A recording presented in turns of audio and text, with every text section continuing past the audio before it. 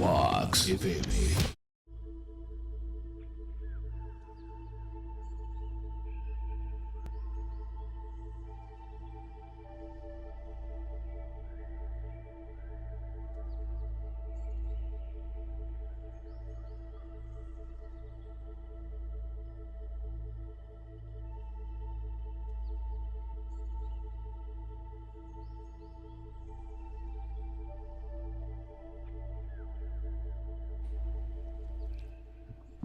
Buen día, en Venga lo que venga, abrimos la mañana, como siempre, con la sonrisa a pesar de todo y de los eventos adversos, porque es fácil sonreír cuando todo va bien y el gran desafío es cuando las cosas se ponen heavies.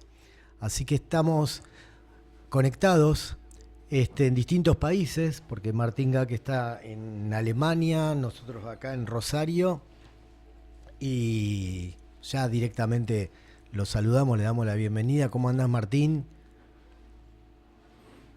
¿Me estás recibiendo? Ya. Ahí está. ¿Me estás escuchando, Martín? Te estoy escuchando, ¿vos Yo me no te escuchás? escucho a vos. A ver, ¿ahí me escuchás? ¿Cómo? ¿Ahí me escuchás?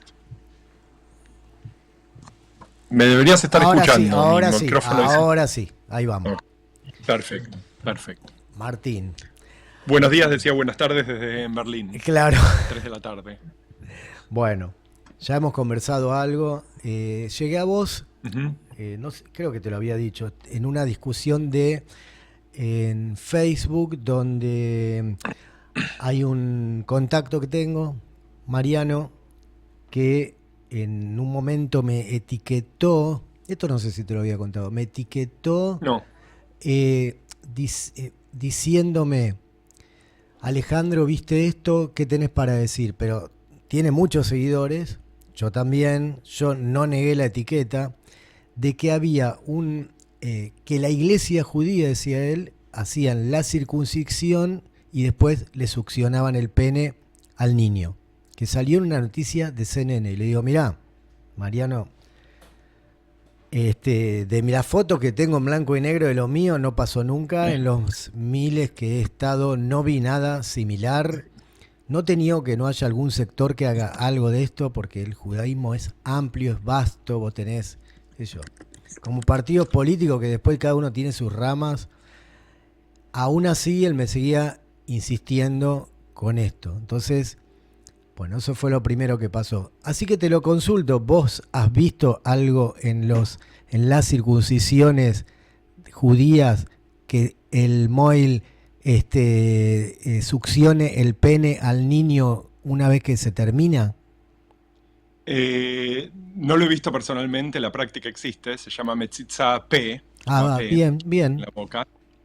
Y es una práctica que en general está, digamos, es muy, muy poco común, y puedo decir que no he estado en pocos, no he estado en pocas circuncisiones, en pocos Brit Milá. Es una práctica de las ortodoxias más extremas, digamos, suponer que todo el judaísmo tiene la práctica de Metzitza P es un poco como suponer que todo el Islam tiene eh, no me sale la palabra, tiene destrucción del clítoris, FMG, mutilación clitoral, digamos, en un billón, 1.000 millones de personas. Perfecto. Es una práctica que es una práctica, digamos, muy, muy marginal. Muy marginal. Primer Pero tema. obviamente creo que lo que es interesante es el hecho de que, bueno, de que obviamente en un momento en donde hay mucha discusión sobre la naturaleza del judaísmo, se vuelven a levantar ciertos fantasmas sobre lo que el judaísmo es y quiénes son quiénes son nuestros vecinos, ¿no? En mi caso, yo soy judío, con lo cual no es mi vecino, sino soy yo. Sí. Este tipo de prácticas empiezan a ser presentadas como significativas de ciertas intenciones o ciertos perfiles siniestros de la comunidad judía. Esto es, otra vez, es un poco como suponer que tu vecino algerino, tu vecino sirio es miembro de ISIS. Exactamente. Bueno, después, ¿qué pasó? Él puso algo, me parece que, no sé si de Israel o otra cuestión del plan Andinia, Mariano, y hay un señor que empieza a poner algo, que el sionismo quiere destruir al mundo y algo ligado a los judíos dominan al mundo. Sí. Entonces yo le pregunto a ese señor dentro del muro de este contacto mariano, ¿qué es el sionismo? Porque a veces yo quiero chequear qué me dicen que es el sionismo. Entonces, Mariano, ¿qué hace? Recorta esa conversación, me vuelve a etiquetar y me dice: Alejandro, me extraña tu pregunta, vos que vas al Club Unión Sionista Argentina de Rosario, que pongas eso. Pero como una manera... La pregunta no es si yo sé lo que es el sionismo, la pregunta es si vos sabés. Claro, yo le pregunté a un contacto de él, pero él de alguna manera me expone, como diciendo, vos de qué hablas y vos sos sionista, pero con eso está englobando un montón de cosas. La situación en Israel o Medio Oriente con Gaza, con Irán y también el plan Andinia. Entonces, bueno, vuelvo al plan Andinia. Antes de entrar en Gaza y todo eso, plan Andinia. ¿Qué puedes decir? ¿Qué puedes decir de los protocolos de los sabios Sion? Los judíos dominamos al mundo. Esto es un libelo. Sí, digamos, hay por lo menos dos cosas para decir. La primera es digamos que tenemos el problema de que la documentación es falsa. Tenemos uno de los panfletos judeófobos más estudiados de la historia, que es los protocolos de los sabios de Sion, que es de donde se desprende el motivo del judío que trata de dominar el mundo y incidentalmente también se quiere quedar con tus vacas, violar a tu mujer y a tu hija. Destruir la identidad nacional. Esa es parte del proyecto de los sabios de Sion que escriben supuestamente los protocolos. Los protocolos fueron escritos por un periodista antisemita rusófono en Moldavia, o sea, Basarabia en ese momento, a final del siglo XIX. Y este es un documento que no es extraño, oculto, misterioso, desconocido. Es uno de los documentos judófobos o antisemitas más conocidos de la historia, más estudiados de la historia. Sabemos quién lo escribió, sabemos cómo estuvo construido, sabemos de dónde viene la influencia francesa de los protocolos. Digamos, esta es una cuestión que, bueno, uno puede decir, esto es un poco como el problema de la Tierra, si la Tierra es geoidal o si la Tierra es plana. Entonces, hay un punto en donde si uno quiere creer que la Tierra es plana, no hay ninguna foto, no hay ninguna evidencia que uno pueda demostrar, que uno pueda presentar. El plan Andinia es, digamos, quien lo popularizó fue Horacio Allende, que fue ministro y político argentino. Tiene la particularidad de suponer que hay un interés, no en explotación, y esto es importante, sino en colonización y asentamiento de la Patagonia. Y bueno, y esta es por ahí la parte más tonta de la historia, porque evidentemente si uno entiende el conflicto en Gaza, o la destrucción de Gaza como un intento de mantener mayoría demográfica judía en la región, en lo que es básicamente territorio palestino, creo que la idea de que de alguna manera el gobierno israelí o algún tipo de cabal sionista va a sacar cabezas de la zona de Gaza y de la zona de Cisjordania y de la zona de las alturas del Golán y del sur del Líbano, norte de Israel, hoy para de alguna manera asentar la Patagonia. ¿Cuántos judíos se necesitarían para asentar la Patagonia? Pero el costo de asentar la Patagonia sería sacar presencia judía de Israel. Esto por supuesto que es completamente descabellado, incluso para cualquiera que está mirando con fuerte simpatía por la posición palestina, que es lo que está pasando en Medio Oriente.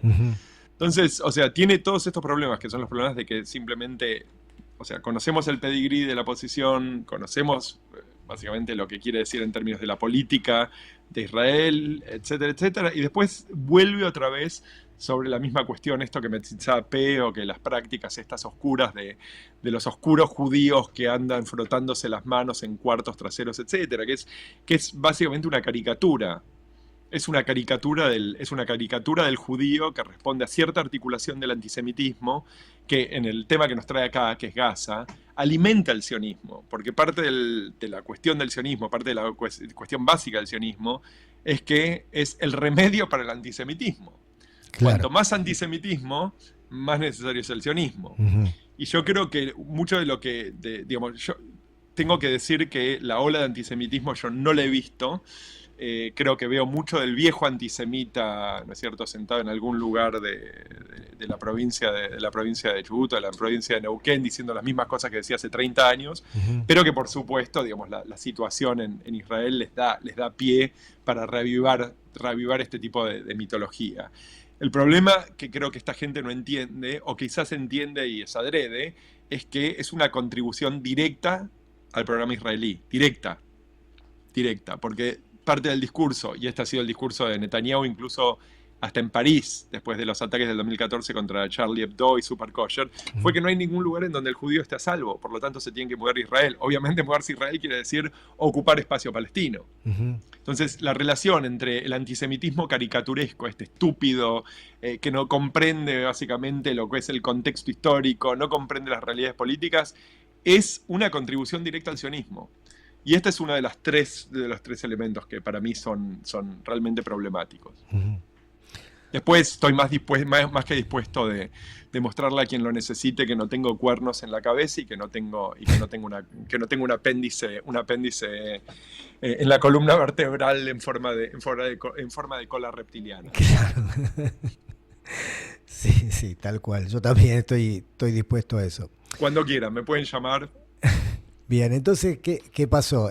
Ahí se armó la discusión y una chica dice, lo que pasa que vos tenés que escucharlo más a Martín Gac, porque estás parado en una posición muy, ¿cómo te puedo decir? Ingenua o defendiendo cosas. Y entonces, claro, lo empecé a escuchar a Martín Gac, te busqué y como estoy dispuesto a que se hable de esto, con la incomodidad que me puede traer, porque voy al club y lo que sea, no me importa, porque sé qué valores tengo y que busco la verdad y que tengo el mismo ánimo que vos, que lo hemos hablado, de que me conmueve el sufrimiento. Vos me has contado que tu familia era muy solidaria con la gente que tenía hambre, que se sentaban en los restaurantes en Buenos Aires y había chicos de la calle, como los hay hoy también acá en Rosario, y que los invitaban a comer, y entonces te conmueve el dolor humano y te conmueve un niño que tiene hambre, y de ahí venís y con esa sensibilidad, con lo cual yo también, y todo lo que atente contra eso, sea de quien fuere, estoy en la misma sintonía. Entonces ahora yendo al tema de lo que está pasando, voy primero al 7 de octubre del 2023. Algunos hablan de falsa bandera, otros hablan de zona liberada, otros hablan de que el propio, sí, de la falsa bandera. Bueno, lo hemos hablado, vos me compartiste algo, si querés volverlo a compartir, de qué es lo que estaba pasando ese día respecto a cuántos soldados había en un lugar, cuántos soldados había en el otro. Sí, el estado de situación el 7 de octubre, digamos, sin ni siquiera, si dejamos de lado lo que fue la situación palestina desde el final del 2022, durante todo el 2023, antes incluso del 7 de octubre, el 7 de octubre presenta increíbles particularidades en cuestión de la arquitectura de defensa israelí. De hecho, hace pocos días entrevisté a un periodista muy, muy conocido en Israel que se llama Gideon Levy, que me decía que un par de semanas antes había estado en la frontera, lo habían llevado a ver la frontera de separación, que es esta una valla, básicamente, pero una valla hipertecnologizada, la frontera más cara del mundo, más vigilada del mundo, y lo que me estaba contando es que lo habían llevado a ver el subsuelo, porque lo que le hicieron los israelíes en la frontera, básicamente no solamente las torres con básicamente un muro de Berlín, pero hipertecnologizado, sino que cavaron y tenían alrededor de, si no me equivoco, entre 15 y 20 metros de profundidad la muralla para que no se puedan meter por debajo. Claro. Y que no sirvió para nada, porque de hecho, extrañamente no sirvió para nada, porque de hecho la frontera fue sorteada en 16 puntos. Hubo 16 lugares donde rompieron la frontera y entraron. Fue un conjunto operativo, ¿no es cierto? Fue Hamas por un lado, pero había también Yihad Islámica Palestina, había grupos que no eran fácilmente identificables, se cree que también había una cantidad de civiles que estaban básicamente para vengarse. Se sabe, digamos, se sabe también por las fuentes israelíes que en general Hamas es un aparato altamente coordinado y altamente,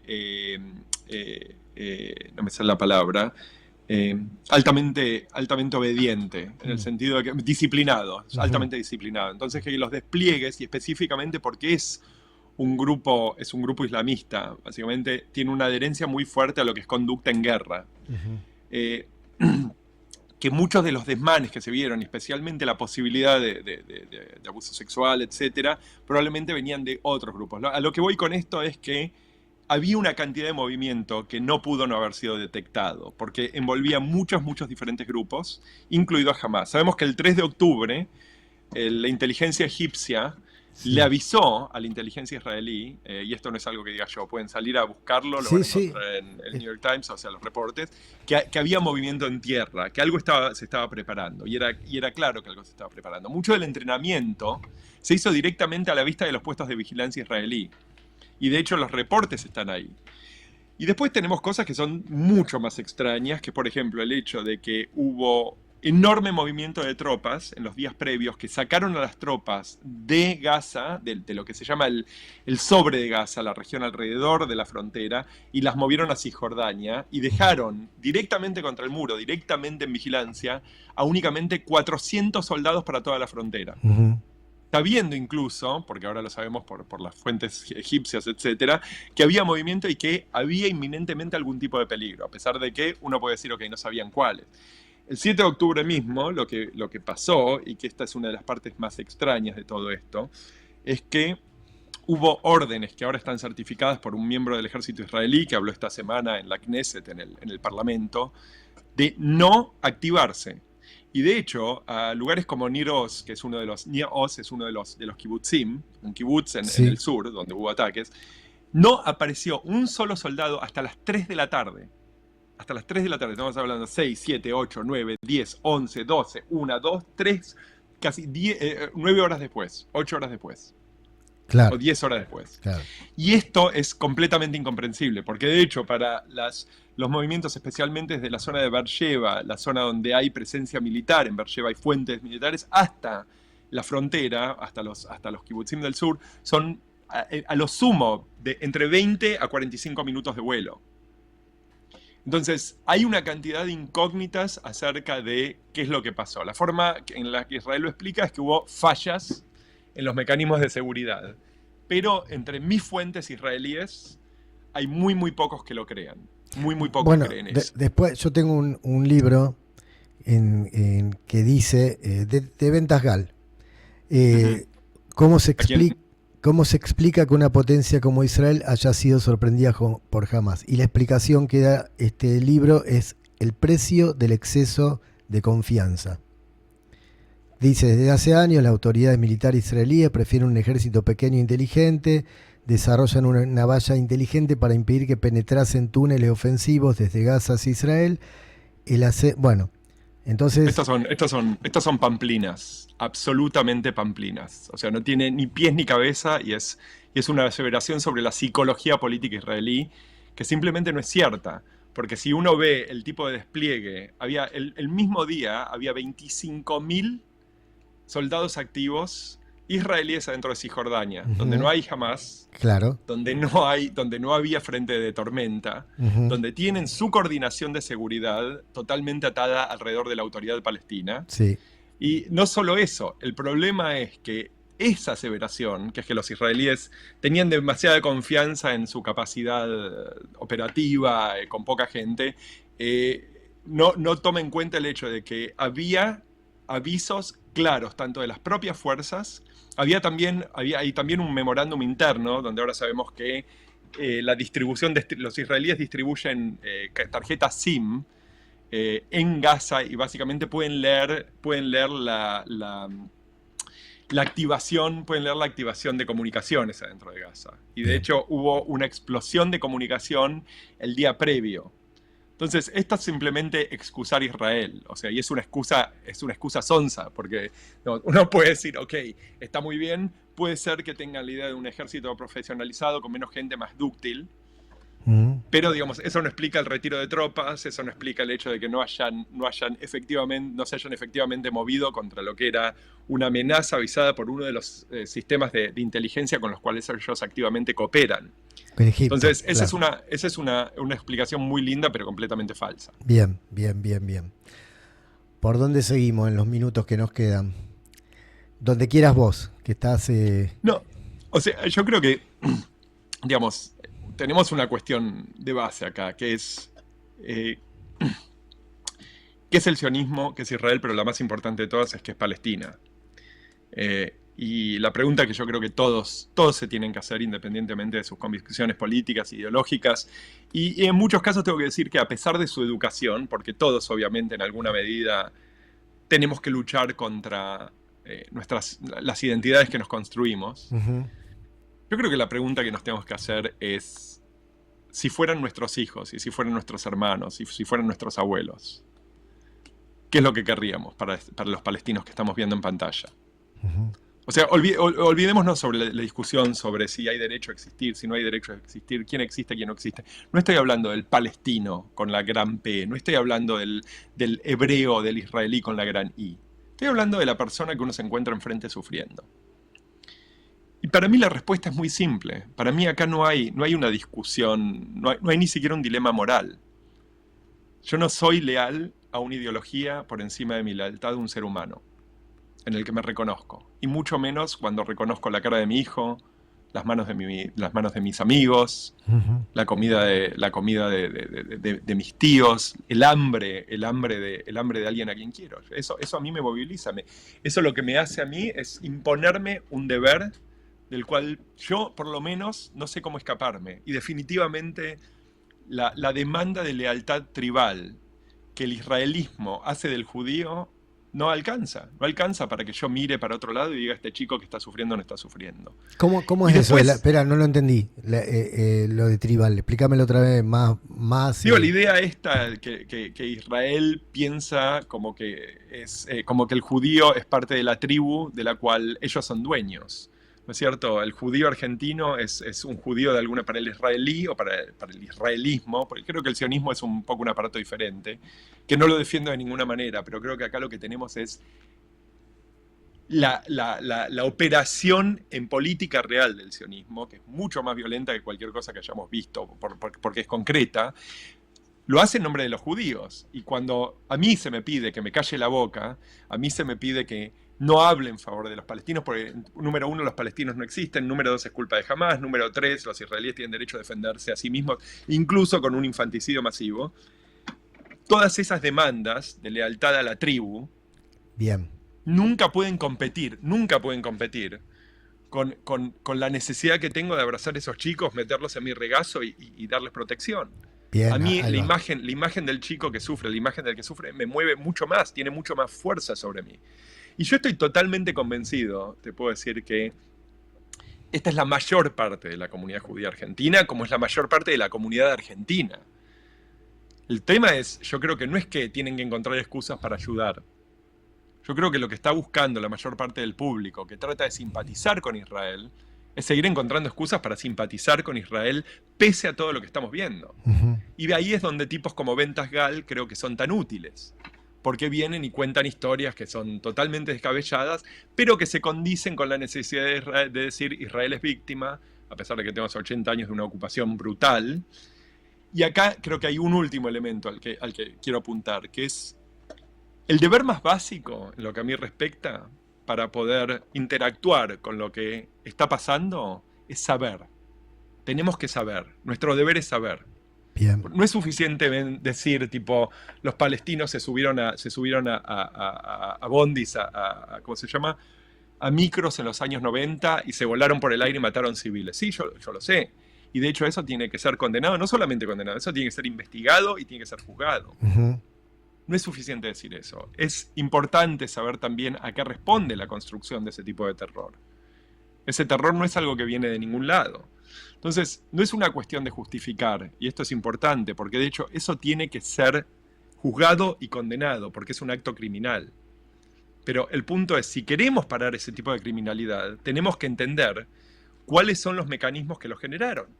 Y si vos tenés 60, 70 años de una ocupación que hace desaparecer gente a mitad de la noche, que rapta chicos en Cisjordania, que viola mujeres, que viola chicos en cárceles, que tiene sistemas de cárcel administrativa donde tenés chicos de 13 años entrados que no vuelven a salir hasta los 25 o 30.